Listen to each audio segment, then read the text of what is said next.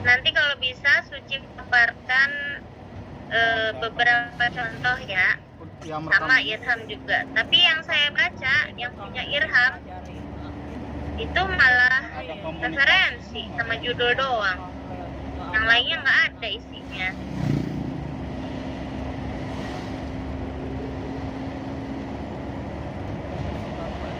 Oke, silakan dimulai. Ya, aku sebentar saja, ini soalnya agak lola. Di sini. Kamu nggak pakai on kamera juga nggak apa-apa nih. Biasanya sedikit menghambat, nggak apa-apa. Yang penting kedengaran suaranya. Sip. Coba aku stop share dulu sebentar, soalnya dia tuh jadi nggak. Ini aja deh. Bismillahirrahmanirrahim. Assalamualaikum warahmatullahi wabarakatuh. Waalaikumsalam warahmatullahi wabarakatuh.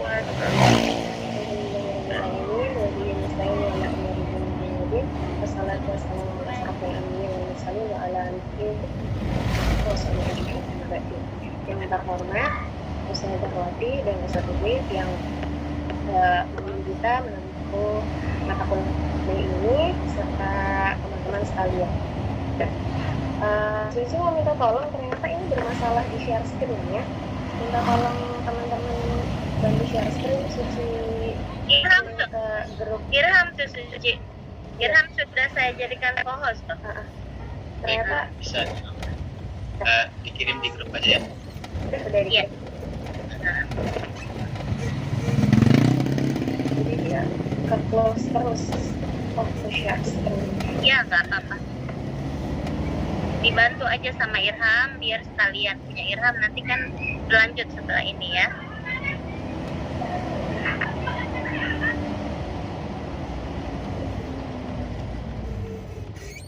Lepas pesan terlemah.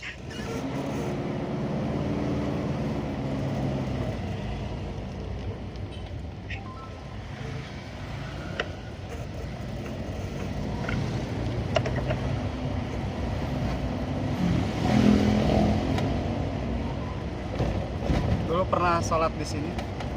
Ada Sarul Gunawan. Tahu nggak, Mah?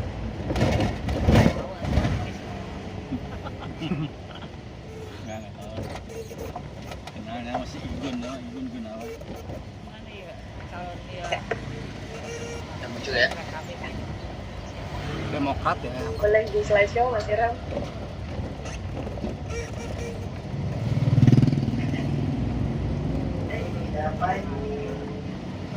Dulu kalau pas S1 di UIN pernah tuh Tommy Kurniawan. Memaparkan tentang analisis data kualitatif. Nah, analisis data kualitatif apa sih? Analisis data kualitatif. Seminar. Next. Analisis data kualitatif adalah suatu proses atau pengaturan secara sistematis yang diambil dari wawancara, observasi, angket dan lain sebagainya, bahan lain agar peneliti itu dapat melaporkan hasil penelitiannya. Jadi suatu caranya atau prosesnya dari catatan-catatan kemudian diambil kesimpulan yang hasilnya akan menjadi laporan hasil penelitian. Gitu. Selanjutnya, materi yang akan dibahas pada hari ini adalah yaitu tentang analisis visi, analisis wacana, analisis semiotik, serta analisis statistik deskriptif. Yang pertama kita langsung bahas yaitu analisis visi. Apa itu analisis visi? Analisis visi yaitu satu teknik penelitian merupakan cabang anak dari analisis data kualitatif itu yang ditujukan untuk membuat kesimpulan dengan cara mengidentifikasi karakteristik atau pesan-pesan secara sistematis dan objektif. Jadi gampangnya analisis visi itu merupakan kita mengidentifikasi karakter-karakter atau pesan-pesan yang terkandung dalam teks yang akan kita analisis secara sistematis dan objektif. Setelah itu ada proses analisis visi. Di proses analisis visi itu ada yang pertama adalah penentuan materi. Nah, penentuan materi itu kita cari dulu nih materinya. Kita mau menganalisis visi tentang apa. Setelah itu analisis situasi tempat asal teksnya. Nah, teksnya itu berasal dari mana, asal usulnya dari mana. Setelah itu ada pengkarakteran materi. Jadi setelah kita dapat teksnya, setelah itu kita bagi karakter materi dari teks yang akan kita bahas. Setelah itu ada penentuan arah analisis. Nah, analisis isi ini kan banyak. Isi itu ada misalkan karya sastra, dan karya sastra itu bisa jalan ceritanya, alurnya, dari sisanya, atau dalam buku nahwu atau balaghah bisa juga kaidahnya. Jadi kita tentukan dulu arah analisisnya ini mau kemana. Setelah itu diferensiasi pertanyaan-pertanyaan yang harus dijawab. Jadi setelah kita tentukan kita mau apa, nah nanti kita beri pertanyaan-pertanyaan motor dan juga dengan teori-teori dari yang kiri ke berkaitan kanan dengan arah analisis ujung ke ujung. yang kita tentukan. Setelah itu ada penyeleksian teknik-teknik analisis. Nah, setelah kita tentukan tadi arahnya dan pertanyaannya dan serta teorinya, ada beberapa teknik dari proses analisis ini. Jadi kita pilih teknik mana yang sesuai dengan analisis yang akan kita analisis tersebut. Setelah kita pilih teknik-tekniknya, ada pendefinisian unit-unit analisis. Nah, kalau pendefinisian ini yaitu penjabaran atau pembahasan tentang unit-unit analisis itu. Setelah itu, setelah kita udah semua, kita analisis materinya. Setelah dianalisis, yaitu diinterpretasi. Interpretasi itu ditafsirkan. Jadi kita jelaskan dari analisis materi itu. Setelah itu, kita ke analisis wacana. Analisis wacana yaitu kajian yang meneliti atau menganalisa bahasa yang digunakan secara alami.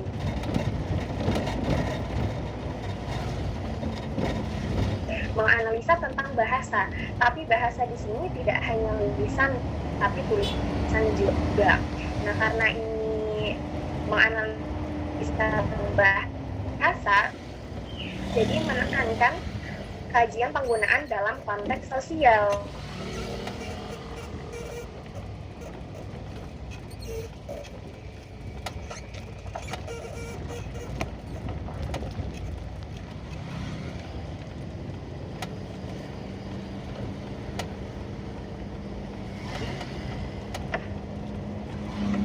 Oke, selanjutnya ruang lingkup analisis wacana. Ini agak panjang, ada beberapa. Yang pertama adalah berdasarkan penggunaan metode. Berdasarkan penggunaan metode, analisis wacana ini dibagi dua, menjadi sintakmatis dan paradigmatis.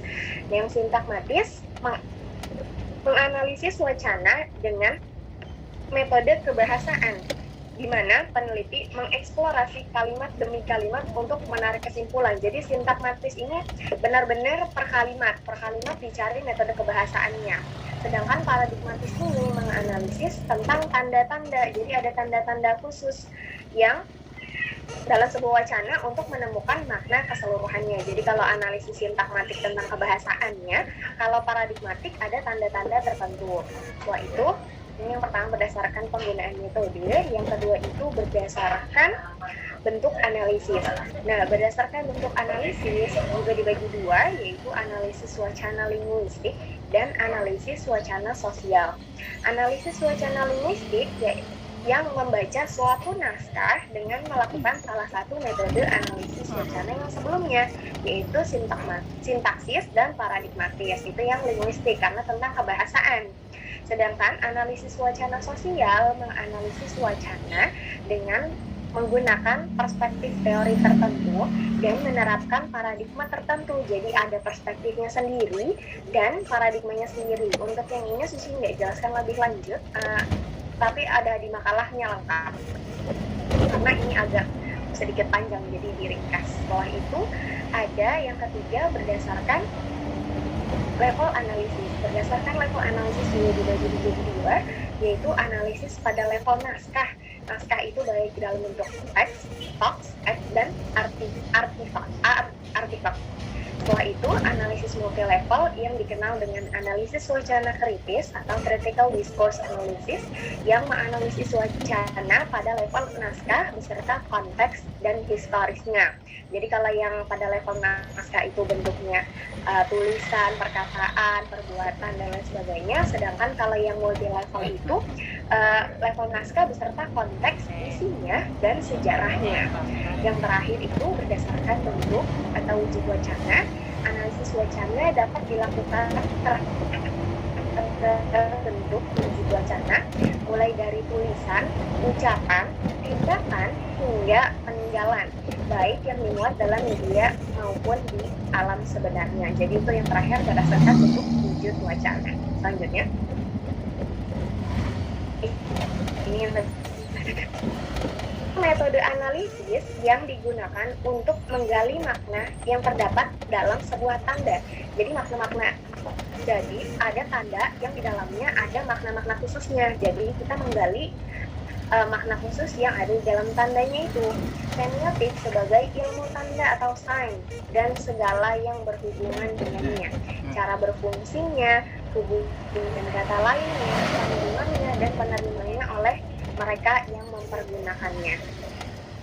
Setelah itu, ada macam-macam semiotik. Macam semiotik ini agak banyak. Yang pertama ada semiotik analitik. Semiotik analitik menganalisis sistem tanda, sudah. Semiotik deskriptif, semiotik yang memperhatikan sistem tanda yang dapat kita alami sekarang. Semiotik faunal, sistem tanda yang dihasilkan oleh hewan. Kalau kultural, sistem tanda yang berlaku dalam kebudayaan tertentu. Semiotik naratif menelaah sistem tanda dalam narasi yang berwujud mitos dan cerita lisan. Selanjutnya, semiotik natural, semiotik yang khusus menelaah sistem tanda yang dihasilkan oleh alam. Yang normatif menelaah sistem tanda dibuat oleh manusia yang berwujud norma-norma. Semiotik struktural menelaah sistem tanda yang dimanifestasikan melalui struktur bahasa. Dan yang terakhir, semiotik sosial. Semiotik yang khusus menelaah sistem tanda yang dihasilkan oleh manusia yang berwujud lambang. Jadi berikut adalah macam-macam dari semiotik itu sendiri. Dan yang terakhir adalah analisis statistik deskriptif, merupakan bidang ilmu statistika yang mempelajari cara-cara pengumpulan, penyusunan, dan penyajian data suatu penelitian. Statistik deskriptif ini berbeda dengan analisis data kuantitatif.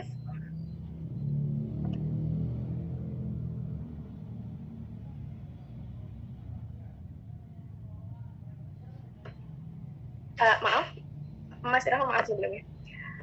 Analisis statistik deskriptif berbeda dengan analisis data kuantitatif karena kalau data kuantitatif menggunakan rumus-rumus yang panjang dan detail, sedangkan kalau analisis deskriptif itu hanya garis besarnya saja, secara garis besarnya. Statistik deskriptif hanya berhubungan dengan hal mengurai atau memberikan keterangan-keterangan mengenai suatu data atau keadaan, fenomena yang dengan kata lainnya hanya melihat gambaran secara umum, yang seperti yang Suci bilang sebelumnya, secara umum saja, tidak menyeluruh dan terperinci seperti analisis data kuantitatif. Selanjutnya, data yang disajikan dalam statistik deskriptif biasanya dalam bentuk ukuran pemusatan data. Salah satu ukuran pemusatan data yang digunakan adalah Mean, diagram Pareto, dan tabel. Jadi hanya Mean, diagram Pareto, dan tabel. Selanjutnya, Mean adalah rata-rata atau rata. Nah, Mean biasanya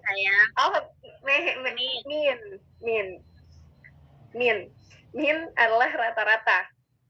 Mean dilambangkan dengan tanda X atau tanda X yang di atasnya diberi garis atau dinamakan X bar. Nah, ini adalah contoh singkat dan sederhana cara menghitung mean, yaitu total jumlah seluruhnya dibagi oleh banyak data. Jadi ini contohnya ada 4 data di jumlah, karena datanya ada 4 jadi dibagi 4. Jadi mean-nya adalah atau X-bar-nya 180,25 seperti itu. Ini secara singkat dan mudahnya. Selanjutnya ada diagram Pareto. Diagram Pareto adalah serangkaian diagram batang yang menggambarkan frekuensi atau pengaruh dari proses keadaan atau suatu masalah. Jadi diagram Pareto ini berisi diagram batang seperti yang sudah ada contohnya. Biasanya itu dari yang tinggi ke yang rendah. Jadi dari kiri ke kanan itu menurun. Jadi dia urut. Nih, diagram diatur mulai dari yang paling tinggi sampai yang paling rendah berbentuk diagram batang. Dan yang terakhir adalah tabel. Tabel adalah daftar berisi intisar dari sejumlah fakta dan informasi. Bentuknya berupa kolom-kolom dan baris-baris.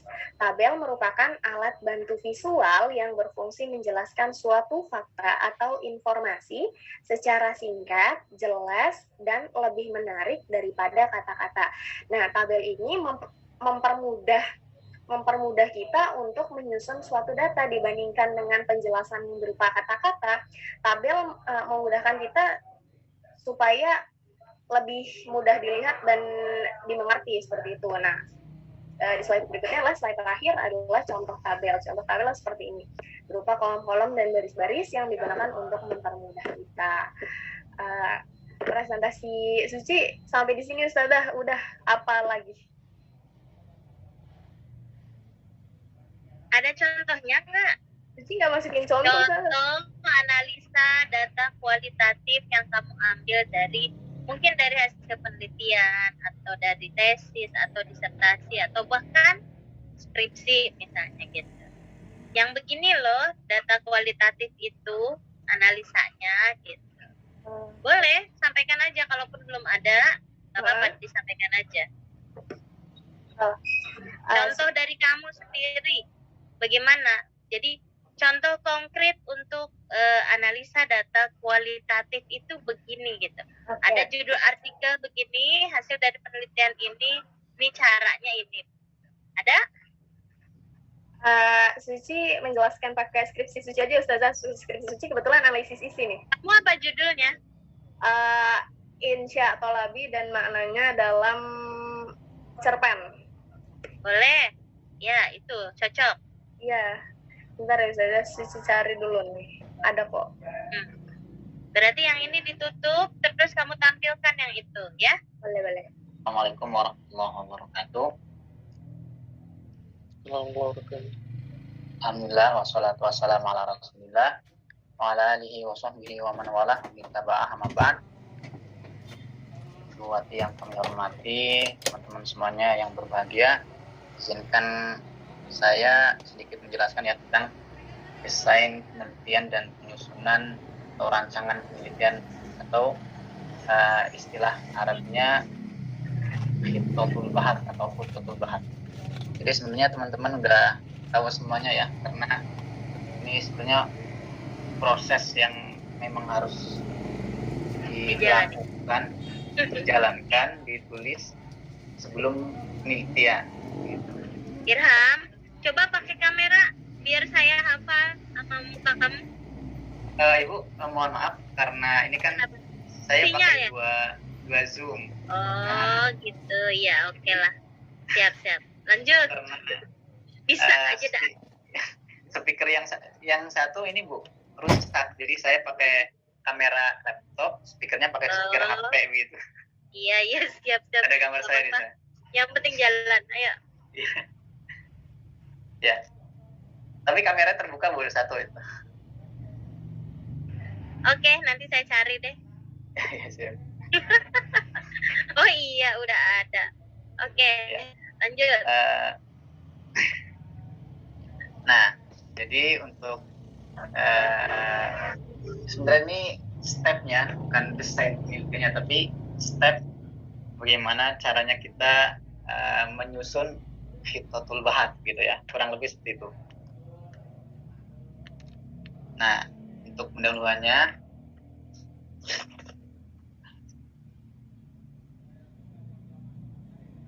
penelitian merupakan suatu kegiatan dalam upaya menghasilkan pengetahuan empirik, teori, dan atau informasi baru yang memperkaya ilmu pengetahuan di suatu jenjang pendidikan, terutama perguruan tinggi. Memang yang suatu jenjang pendidikan yang mewajibkan peserta didiknya ya untuk menulis itu biasanya perguruan tinggi. Kalau di SMP, SMA itu mungkin belum terlalu ditekankan. Nah, di perguruan tinggi, penelitian selain untuk mengembangkan inovasi, meningkatkan mutu pendidikan, juga untuk melatih tenaga peneliti tersebut.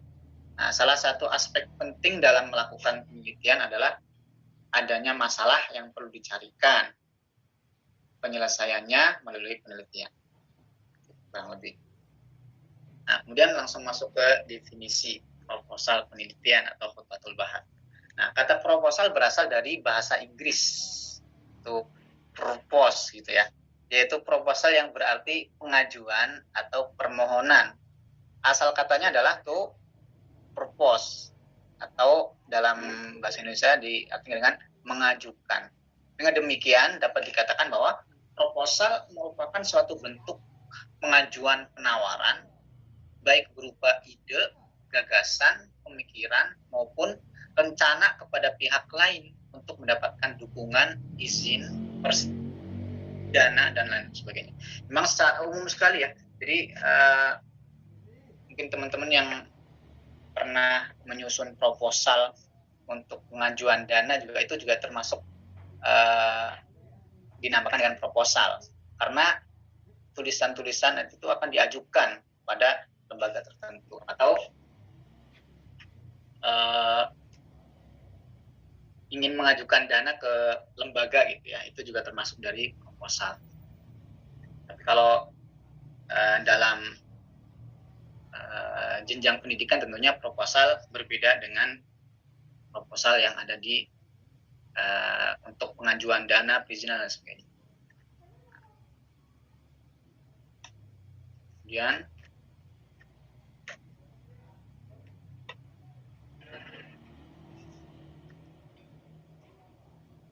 mohon maaf, ini udah pindah slide belum ya? Belum ya. Ini ini agak macet kan. Nah, kemudian definisi proposal menurut pakar, yang pertama menurut Hasnun Anwar, proposal merupakan rencana yang telah disusun untuk sebuah kegiatan. Nah, yang kedua menurut Kraft, proposal merupakan sebuah saran atau permintaan yang ditujukan kepada seseorang ataupun lembaga untuk mengerjakan sebuah pekerjaan. Sebenarnya dua pengertian ini itu merujuk ke pengertian khusus ya proposal, atau tergantung tujuan penyusunan proposal tersebut. Kalau proposal tujuan proposal itu untuk pengajuan dana, artinya nanti pengertiannya untuk mengajukan dana. Jadi kalau proposal untuk mengajukan suatu penelitian, nanti pengertian juga suatu rancangan untuk meminta persetujuan untuk penelitian gitu ya. Kurang lebih seperti itu pengertian proposal. Ya, secara umum yang mengajukan sesuatu kegiatan gitu, proposal. Nah, untuk tujuan proposal secara khusus proposal penelitian itu yang pertama memberikan gambaran. Jadi ketika kita menyusun proposal, dalam proposal itu sudah tergambar apa yang akan kita teliti supaya dosen bisa paham apakah layak atau tidak penelitian yang akan dia lakukan. Kemudian yang kedua, untuk mendapatkan persetujuan tentunya. Jadi setelah mendapatkan gambaran, kemudian dibaca dan dikira layak oleh dosen, maka setelah itu dosen tersebut akan menyetujui penelitian itu. Kemudian yang ketiga itu untuk memulai suatu penelitian. Artinya ketika proposal kita sudah selesai tersusun tapi belum disetujui, artinya kita belum bisa memulai penelitian tersebut. Artinya 3 tujuan penulisan proposal ini harus sudah terpenuhi. Mendapatkan gambaran, kedua mendapatkan persetujuan dari dosen, dan yang ketiga baru bisa kita mulai. Kemudian yang selanjutnya ada rukun-rukun proposal penelitian. Artinya isi dari proposal penelitian sebelumnya apa? Nah, secara umum proposal terdiri dari 3 rukun. Yang pertama bagian awal, yang kedua bagian utama atau bagian isi, dan yang ketiga bagian akhir. Nah, bagian awal proposal itu terdiri dari 2. Ya.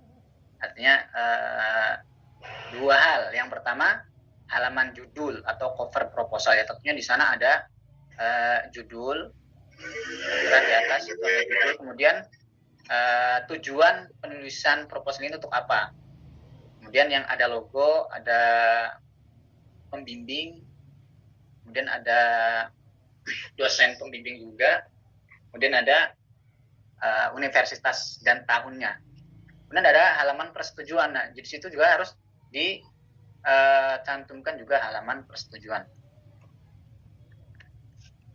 Kemudian yang selanjutnya bagian utama, bagian isi. Nah, bagian utama ini terdiri dari yang pertama latar belakang.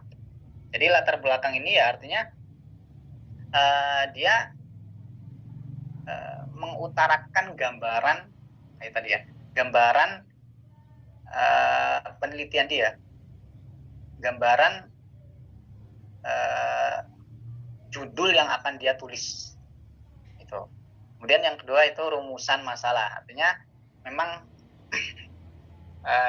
dalam proposal ini sudah harus ketemu masalahnya, jadi masalah yang akan dia pecahkan nanti di penelitian. Kemudian yang ketiga tujuan penelitian, yang keempat ditantumkan juga manfaat penelitian. Kemudian yang kelima ada orisinilitas penelitian, kemudian tinjauan pustaka, dan yang ketujuh yaitu metode penelitian. Ini masih di proposal ya, jadi sepertinya belum masuk penelitian. Kemudian yang bagian akhir itu bagian terdiri dari 3 hal. Yang pertama daftar pustaka, yang kedua tinjauan penelitian, dan yang ketiga lampiran jika diperlukan. Nah, untuk kesimpulannya, tentunya rancangan proposal di atas bersifat umum, jadi itu sangat umum sekali di atas.